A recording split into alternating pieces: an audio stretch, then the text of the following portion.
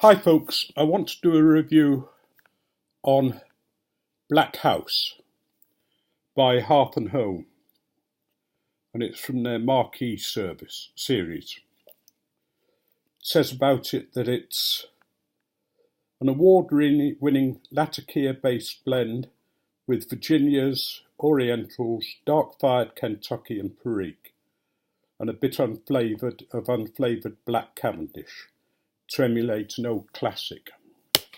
Well, the old classic that it was trying to emulate was Balkan, one of the Sobrani blends. And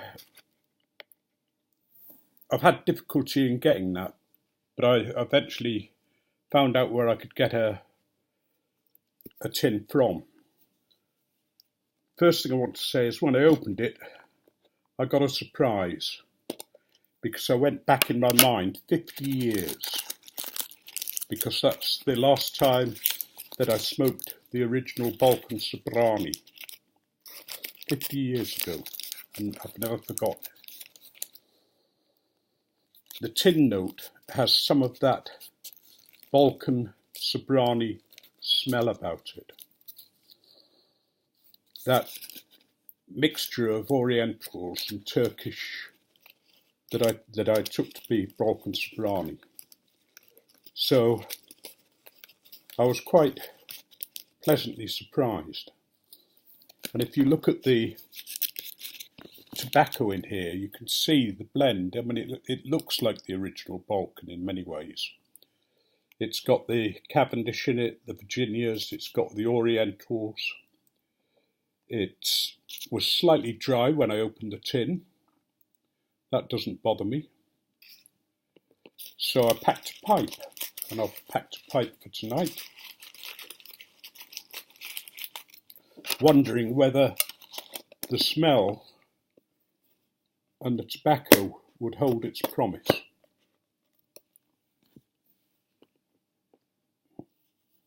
I've put it in the calabash that Tim gave me.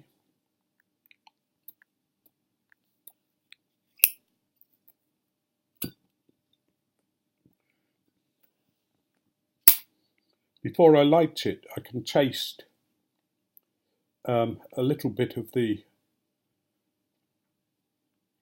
I don't know whether it's the Orientals or what it is. It's that combination of tobaccos that make that typically Balkan Sobrani smell, taste. I've always considered it to be Turkish tobacco, but who knows? I just know when I first smoked Balkan Sobrani, it fed my heart, it fed my soul. It was a pleasure on the tongue.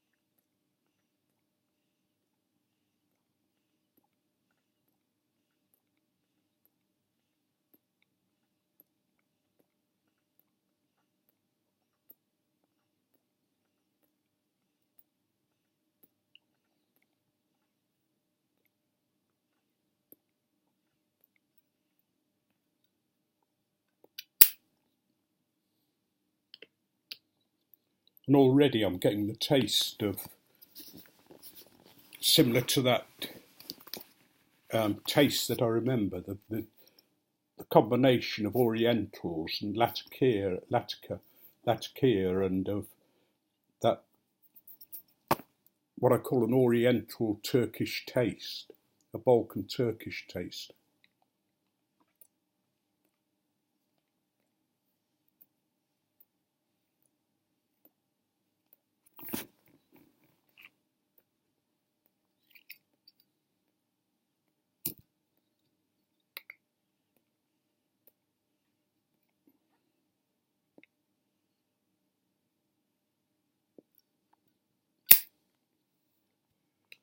It's got that richness about it, that the smoke is creamy.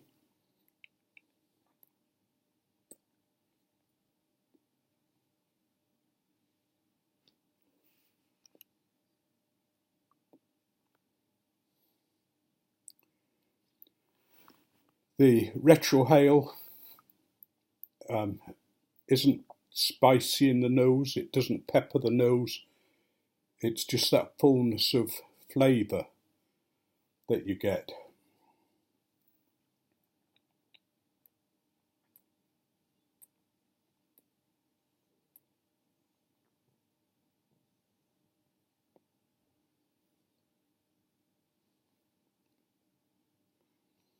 And the more I smoke it, the more that taste develops. It certainly isn't Balkan Sobrani. There's nothing that can be, you know, but it's a good copy.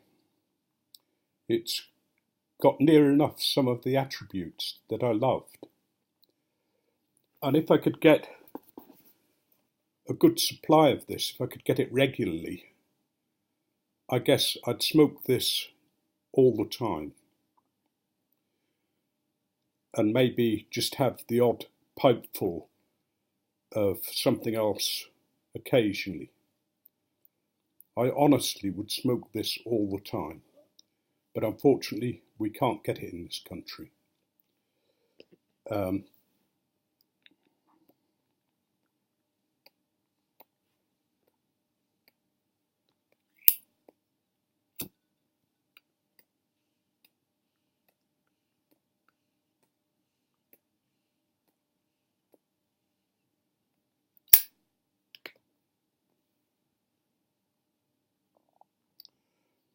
I managed to get 5 tins from one of the tobacconists in the States, but it did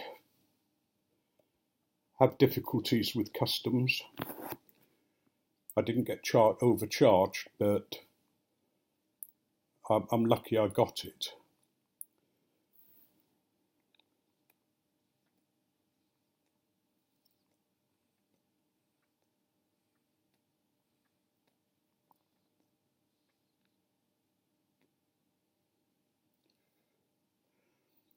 The original blend that I used to smoke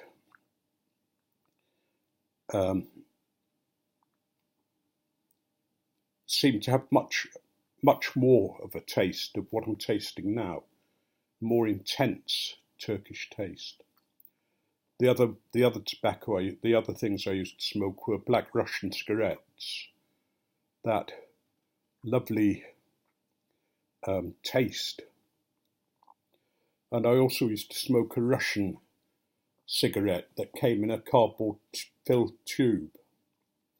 The cardboard tube, and then at the end was the tobacco wrapped in paper. And that I think was called Concerto. Certainly on the box it came in, it had a concert and a conductor.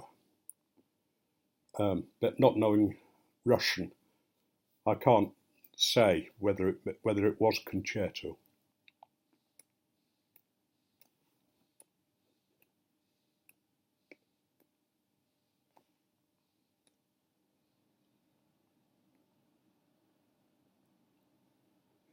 It's not a white smoke as such, in the way that some creamy tobaccos are a white smoke. It's that greyish smoke that you get.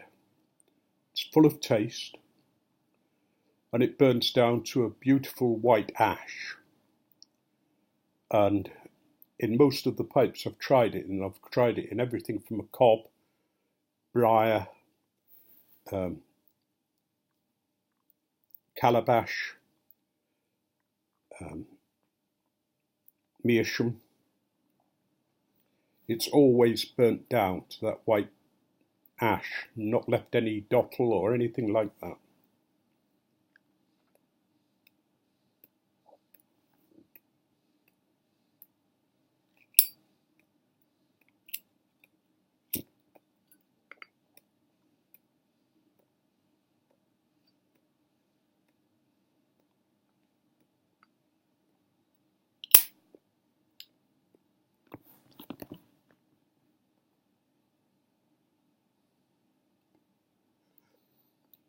I guess when I was a teenager, when I first started smoking Balkan Sobrani, I smoked it because it was different.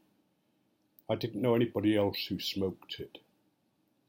And people were sort of, "Oh, what's that you're smoking? You know, that smell." In the same way that they might say that now about hash or, you know, whatever. Are you smoking something dodgy?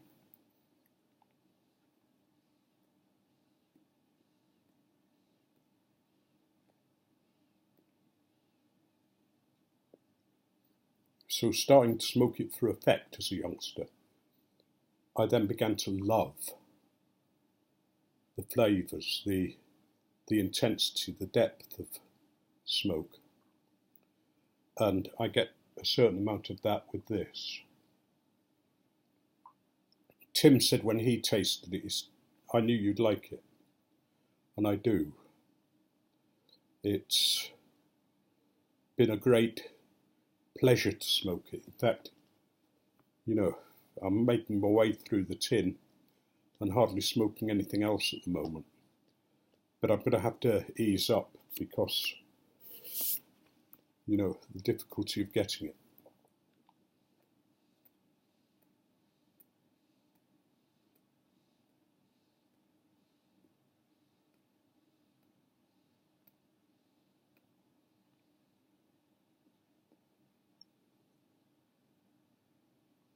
If anybody can get me into the States to live, I'd be very happy because that means I could smoke this every day forever. But I suppose that's the wrong reason for wanting to emigrate.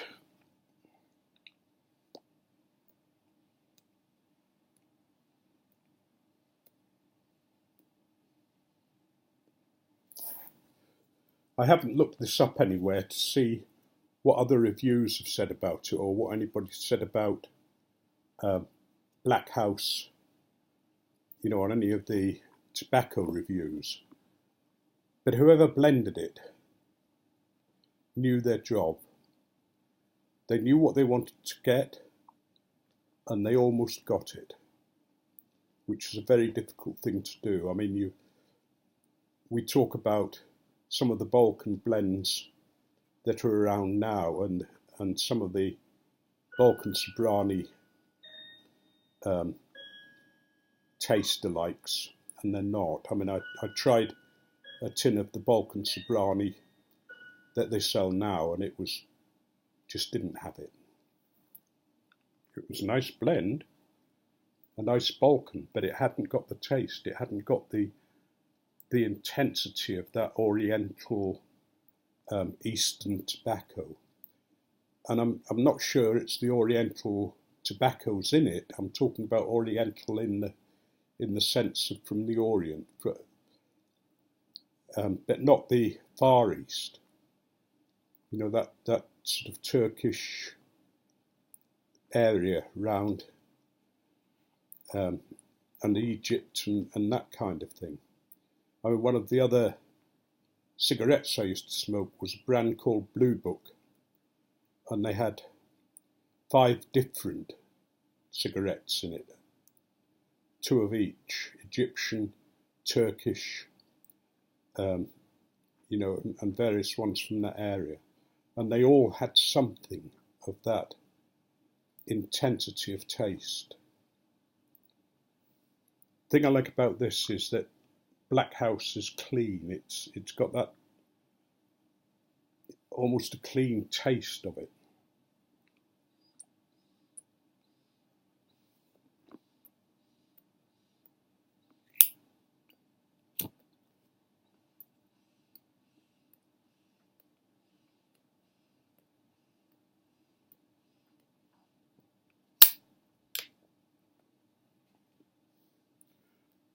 What worries me about me doing this review is that I'm passionate about it, and other people who are smoking it might not get the same things that I get out of it. I'm not very good with reviews because normally I don't taste the intensity of the different blends and different tastes in a tobacco, whereas this one I do, and it's a great joy, a great pleasure. So if you haven't tried it, I suggest you do. if you want to try and see what the original Balkan Sobrani may have tasted like. Certainly, as I say, the tin note is reminiscent of it. Not quite as strong maybe as the Balkan Sobrani in the flavours, but they're there. I'm going to leave it there because otherwise I shall just keep going on and on and on saying the same things about this blend. But if anybody wants to lock me up on a desert island with just this tobacco and enough pipes and matches to smoke myself for the rest of my life, I would be happy.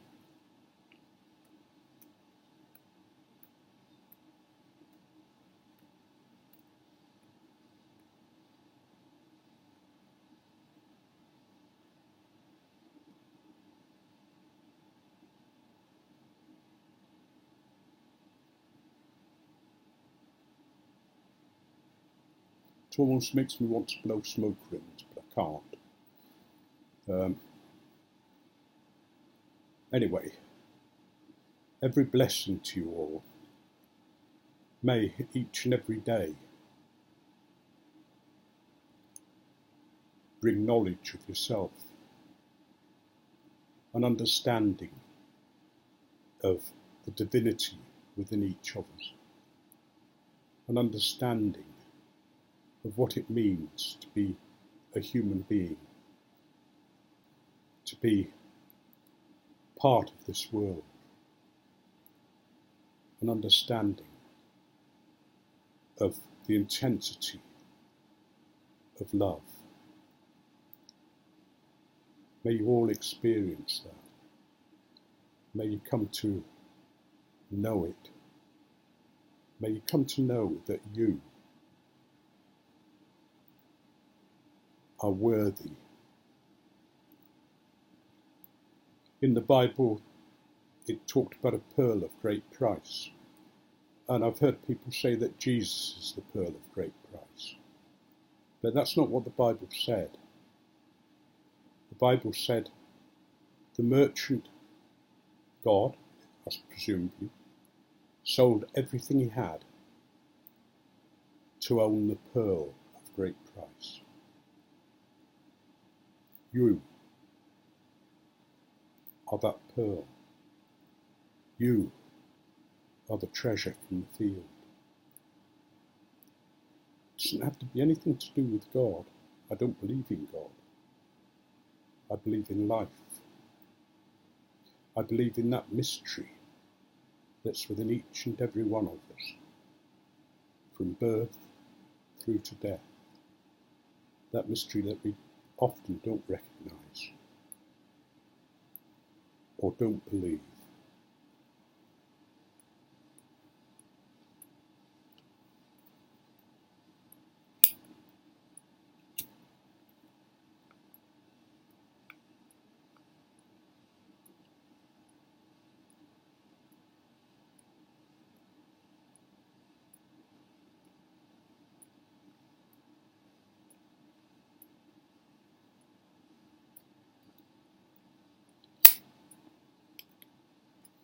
Now, I suggest, before I tell my customary finishing joke, that those of you who have a weak stomach or